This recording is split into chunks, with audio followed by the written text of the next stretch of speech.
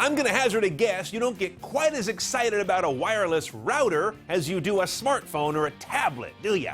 But that's the point. If you get a good router, it's boring in the best way. Easy to set up, and then it just works. Yes, there are such things in tech. I'm Brian Cooley with the top 5 wireless routers, according to CNET review scores. Number 5 is the TrendNet TEW 692GR. Oh, they've all got sexy names.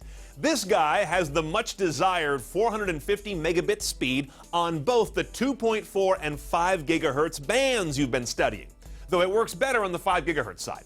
It also has gigabit Ethernet ports on the back for the wired connections and an easy-to-use web interface to set this thing up.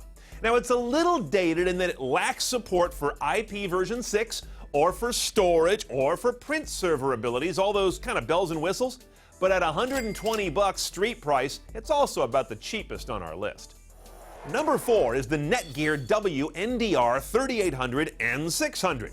Great wireless speed, even though it doesn't have that latest 450 megabits technology. And its range is really good too. A lot of folks write us with problems in that area.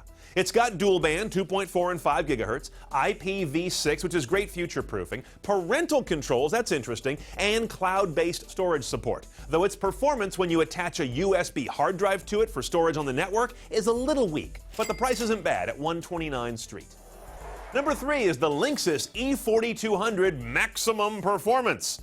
That's laying quite a claim. Luckily, this guy pays off. It's got the 450 megabits technology when you're connecting to 5 gigahertz band devices, but not for 2.4 gigahertz. It's got gigabit Ethernet ports on the back, the fastest wired connections, and it has really good wireless throughput, as they call it, and range. It'll reach your house pretty well. It also functions well as a network-attached storage device when you plug in a drive.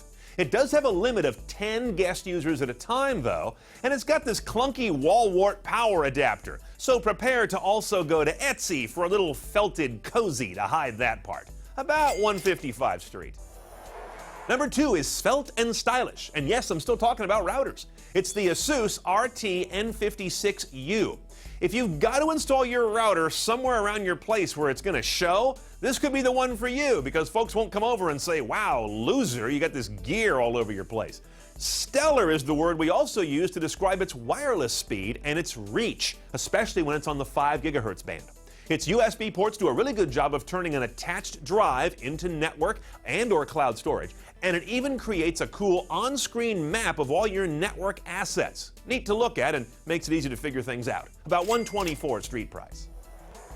Number 1 may sound like there's an echo in this piece, but there's not. It's the Cisco E4200, but version 2 N900 model.